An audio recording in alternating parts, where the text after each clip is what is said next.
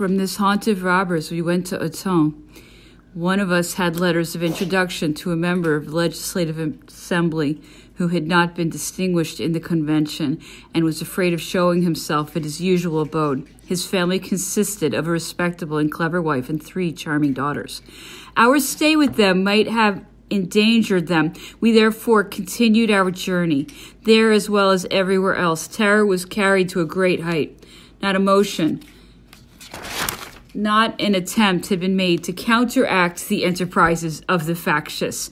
People remained silent or left the place for fear of exposing themselves. The most honest were denounced. The lower classes made everybody tremble with their clamor and became everywhere masters through the misunderstanding and want of courage of those who, having property to save, did not blush to fall back before those who had nothing to lose. We arrived at last on the 12th of September at Villefranche, near Lyon, where the Legion of Montesquieu was in garrison. Monsieur Dillier had shown us a pattern of the regimentals and had boasted to us of the discipline and good appearance of the regiment. We were to be received in the most flattering manner by the officers, all of them well-bred young men, and who would undoubtedly live as brothers with us. We formed to ourselves most delightful ideas of our new manner of living. As we got nearer to Villefranche, our excited imagination made us hasten our pace. We came to the side of a very extensive field, at the other end of which we saw some troops maneuvering. My companions, either through some illusion or indistinctness of vision, fell into rapture at the wonderful good order of the troops. In fact, their muskets glittered in the rays of the sun, and their lines seemed to present admirable regularity. As for me, I saw nothing but strange dresses, or rather the rags of misery, and the reader may judge our consternation when, on approaching, we found 400 or 500 wretches in tattered garments, and none but the officers dressed in the elegant regimentals we had so much admired. We were going away, and should perhaps have taken the dangerous resolution of deserting, when an officer came up to us and asked us, in a strong German accent, whether we had not the honor to belong to the corps. Without waiting for the answer of my companions, I showed my feuille de route, my map. They were all obliged to do the same, and as soon as the maneuvers were finished, the officer placed us in the rear of the troop, and we entered the city marching like experienced soldiers, but ashamed of being seen in such bad company by the fair ladies of Villefranche, who looked at us as we passed, and did not seem greatly to admire our appearance. This still incomplete legion, whose existence, by the by, was neither long nor brilliant, consisted of the remainder of the regiment of the Royal Liégeois that had been disbanded for some wild freaks, and of young men who had enlisted for 10 crowns each. They were all of them adverse to discipline and wished to fight for diversion. But the major, Monsieur Ross, was a grave man. I have never since met with a person who carried to so great a degree as he did his enthusiasm for the military catechism and for all the minutiae of the service. He knew just French enough to command his troop, which consisted almost wholly of Flemings and Alsatians. After 25 years' service, he had attained the rank of major, but still Monsieur Ross was not satisfied. Since he could no longer maintain discipline by flogging, he complained that command fatigued him. I had become his friend because he had found me exact, attentive, and serious at my exercise. My friend, he used to say to me, war is always fatal to an army. There is no more discipline, no more order, no more subordination. Woe to the regiment that leaves its garrison for the field of battle. Oh, if you had seen the camp at Verberie or Saint-Omer, what a beautiful sight it was. The tents all in straight lines, the troops under arms at 4 o'clock in the morning, their dresses clean, admirable maneuvers. And in the evening, at the calling over, nobody missing, everybody ready. Now I have to command nothing but tattered wretches. What am I to do with these men, whom it is impossible to keep in order? This will be war indeed. things will go as bad as they can, but I am resolved to retire from the service. Poor man, he did, in fact, retire the following year. I hope he lived long enough both to wonder and rejoice at our victories.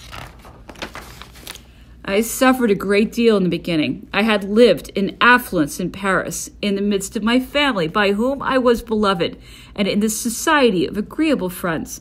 Now I was forced to live with soldiers. The sergeants vouchsafed to protect me, but the officers never cast a look on me. I began to feel some disgust, but luckily, before it was too late, I made deep reflections on my situation, and I conceived it myself, that it might be possible to raise myself out of it by giving myself up entirely to the duties I had to fulfill. Till then, I had passed my time in coffee houses or in reading novels. I left off that idle life. I studied the military law, and I rigidly obeyed it in all its details, so that within 6 weeks I was made a corporal. My situation was growing better. I still obeyed everybody, but I commanded a few. Monsieur Illier arrived. Our troop was soon completely equipped, and as that officer had served in the regiment of Alsace, he was subjected us to such severe and rigid discipline that in less than 2 months our legions could vie with the finest corps of the Northern Army. The duties prescribed for each moment, instead of discouraging me, made me fond of them. The maneuvers of a battalion gave me desire to learn the elements of the art of war, and I read with eagerness several new works that had lately appeared, such as La Guerre de Poste by Cossack, Les Fortifications de Campagne by de Belair, and others. My colonel, who had taken a liking to me, gave me lessons in strategy and castrametation and taught me to understand military maps. I was soon raised to the rank of sergeant, and my hopes knew no more bounds when, all in a sudden, General Custines summoned Colonel Delier to the Rhine army instead of General Houchard, his first aide-de-camp, who had been appointed to the command of the Moselle army. The departure of Monsieur Illier was a thunderstroke for me, but he promised to transfer my companions and myself to the Rhine army, and he kept his word. A short time after his arrival at Mentz, we received commissions of second lieutenants in the 93rd Regiment of the Infantry of the Line. I was at Berg. I received the order to go to the Rhine, and just then arrived the news of the sentence and death of the king. Although the Jacobins were masters of the town and added by their vociferations consternation to the terror their threats and conduct had already inspired, still the fatal account caused a deep impression on the minds of the public. To form a just idea of that terrible sentence, we must consult a pamphlet published by Monsieur de Chateaubriand in the beginning of 1815, wherein he explains with great sagacity the secret motive that induced so many deputies to vote for the death of Louis XVI. The municipality of Paris ruled with all the energy of savage and desperate tyranny. That body insisted at any rate on the death of the king and threatened openly to murder the whole royal family, who were then in their sole power. Many deputies imagined that the only way to save the heir of the throne and his family was to offer up the unfortunate king as a victim to popular fury. They were mistaken, but still deserving of pardon. On the other hand, if it be true that Louis XVI signed the Treaty of Pillnitz, that he persuaded the privileged classes to leave France and enlist under foreign banners, that he had agreed with his brothers and their party that they should try to deliver him by means of a war that was to expose his country to all the horrors of invasion, though he had sworn to maintain and execute the Constitution. If all this be true, I do not hesitate to say that he was guilty. He could reign no longer, but the convention had no right to try him, and by putting him to death they committed a most impolitic fault. Did they not see that by taking the life of Louis XVI, they gave the crown to Louis XVIII? That they ought to have kept the king prisoner, lest they should place a king in the hands of the enemy?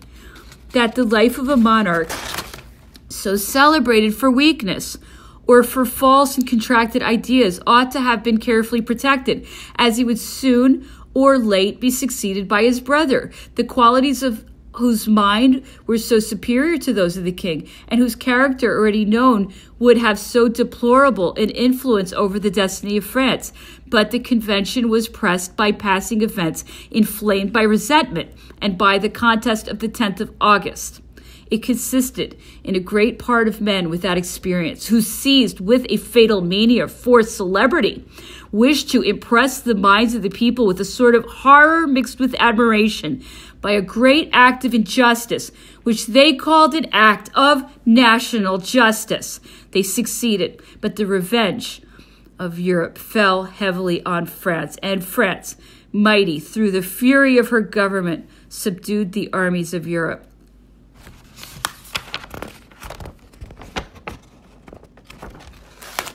None but young men can well feel the happiness of wearing an epaulette, and particularly those who rise from the ranks. It is a feeling of vanity, I own, but that vanity makes heroes. I was not destined to be one, but it is not my fault, for I never felt a greater degree of incitement. During the journey, I constantly reflected on the duties I should have to fulfill. My heart beat at the thoughts of my country. I was proud at the idea of shedding my blood for her. War then raged in all its force. At every place where we stopped to rest, I read the newspapers, I questioned my landlords, and whenever I learned that the Rhine army had fought, I burned with impatience. It seemed to me as if I ran the risk of arriving too late. All the ideas that had tormented me in Paris were forgotten. The happiness of fighting for my country had absorbed them all. If I speak of these deep impressions that every Frenchman shared, it is because at present they are considered as criminal. In the Holy Week of the year 1793, I arrived at Worms, where the 2nd Battalion of my regiment was in garrison. I went to see my colonel, Monsieur de Loriol. He was an old man who bore in his countenance all the austerity of a former major, and all his vexation at being obliged to command plebeian officers. He received me very ill, assigned me a company, and sent me away. I then went to my new captain. If the colonel's reception was haughty, that of the captain was impertinent. I had served as sergeant in the King's regiment, the non-commissioned officers of which I used to learn a little mathematics to distinguish them from their comrades of other corps. This poor man consequently looked upon himself as an officer of old standing. He spoke ill of his comrades and superiors, said a number of absurdities about war which he did not understand, and would perhaps have succeeded in making me very unhappy in my situation if I had not found a protector in Monsieur de la Poterie, my lieutenant colonel. This respectable gentleman invited me to come and see him frequently and promised to advance me if I behaved well. He was killed a short time after at the head of his battalion. His memory has always been dear to me, and I shall never forget the kindness he showed me. The success of our armies began, however, to diminish. Our conquests had been rapid, but we were in danger of losing them again. Dumouriez, after having deceived both the court and the Jacobins, wanted to draw the king out of the abyss and crush his enemies. His presumption led him to hope that he should be luckier than Monsieur Lafayette. But the army took no interest in the king, being bound by no tie to his person, and though the troops had no affection for a provisional government scarcely established, they still remained nobly faithful to their high duty of defending the territory and ensuring the independence of the country. Dumouriez lost Belgium and was obliged to seek refuge in foreign countries after having committed 2 disgraceful acts, namely, treating with the enemy of his country and delivering over the commissioners of the convention, among whom was one of his old comrades, General Bournonville. The army of the Rhine was also attacked by the enemy with renewed force. Frankfort was evacuated, and we retired at Metz, and from thence farther back. General Custines left there as commander-in-chief, General Douaret as commander of the engineers, Colonel Miguier as commander of the fortified camp, Major General Kleber and as commander of the fortress, Monsieur Albert Dubaillet.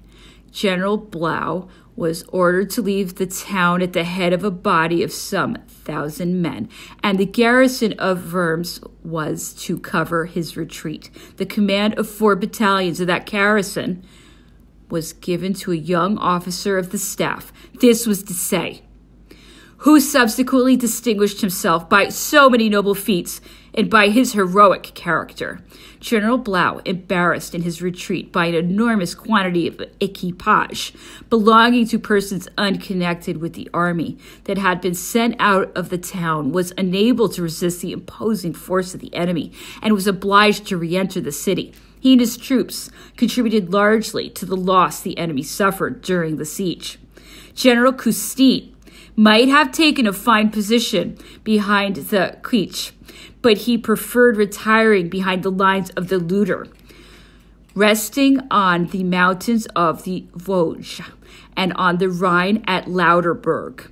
The intention of the general in choosing a position so far from Mentz, a place that could not long be left to itself, was undoubtedly to take leisure to instruct and discipline a young and inexperienced army. But he was blamed by many generals, and particularly by Coquebert, one of his aides-de-camp, an officer of distinguished merit and much esteemed by his commander, not only for his extended information in different branches of military science, but also for a frankness of character which was perhaps not devoid of some asperity.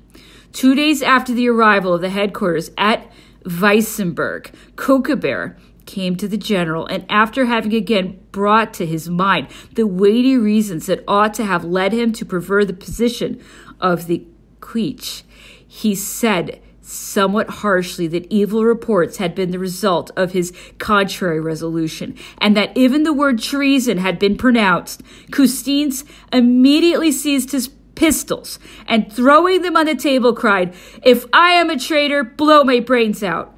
Coquebert, struck with the noble indignation of a man so unjustly aspersed, was himself confounded, and the only answer he gave his general was to discharge one of the pistols off in his own face. He fell. His jawbone was broken, but he did not die from his wound. At the trial of General Custine, Coquebert was called as witness in the hope that he would renew his charge, but he behaved like an honorable man, completely justifying his general and accusing himself of a fit of madness. He was subsequently taken prisoner at the Battle of Hontschut. I saw him afterwards in Paris, but probably the sufferings he experienced during his captivity deranged his intellects, for he completely lost his senses and died in a madhouse, notwithstanding the pains that were taken for several years to cure him. The departure of General Houchard left the post of chief of the general staff to the army vacant. Custine bestowed on it Colonel Dillier, who was made a major general and who chose me for his aide-de-camp. I occupied that post with a great deal of pleasure because it was an advancement and procured me means of instruction. The army was at that time not above 40,000 strong. The generals were well chosen. Most of them belonged to that part of the nobility which had given proofs of fidelity to their country in defending it against foreigners, but for which they were cruelly punished. Distrust of the nobility was growing stronger every day in the new government. Near the armies were placed commissioners of the convention who shared the same sentiments. The extent of power with which they were invested prompted them to misuse it. The general-in-chief was forced to communicate and discuss with them not only his plans, but even the particulars of the service. They were the fountains of favor, and their influence soon became dangerous and fatal to the respect due to the general-chief. Several commanders bore impatiently the contumely with which these proconsuls affected to treat things, and they frequently uttered offensive railleries against their persons. The violent temper of General Custine made him repel with anger contradictions that were rendered unbearable by a total absence of propriety and military knowledge. His situation grew more difficult from day to day. It became, however, necessary to act. The communication with Landau had ceased to be militarily established. The siege of Metz was urged with vigor. Custine was at this time made commander-in-chief of the Northern Army. in the place of General Dampierre, who had been killed. He would not, however, leave the army of the Rhine without having drawn it out of the unfortunate position in which it then was. He attacked the enemy along his whole line, but without success. It was reported that his intention was to get his army beaten by the corps of emigrants. An absurd calumny. We scarcely saw that body on the 17th of May. The fact is that the general who commanded the right of the army at Lauterburg did not obey the orders he'd received or executed them ill. The enemy, who, according to the plan of the general-in-chief, was to have had his left wing turned, not being attacked on that side, found himself in full force before the center of the army commanded by Custines. A charge of cavalry was repulsed by a masked battery of 2 field pieces, and in their flight the cavalry hurried along with them some battalions. I only mention this battle because it became one of the charges against the unfortunate Custines. He left us on the following day for the Northern Army, where the same prejudice of calumny awaited him. He was soon after deprived of his command and summoned to Paris, where he died on the scaffold. His condemnation was one of the first crimes of the sanguinary tribunal, which afterwards committed so many. Custines was a lover of liberty, and never did a thought of treason enter his mind. The consolation of religion soothed his last moments. And such was the fanaticism of his time that a man who had always shown himself full of intrepidity under the greatest trials was accused of cowardice because he walked to the scaffold accompanied by a clergyman.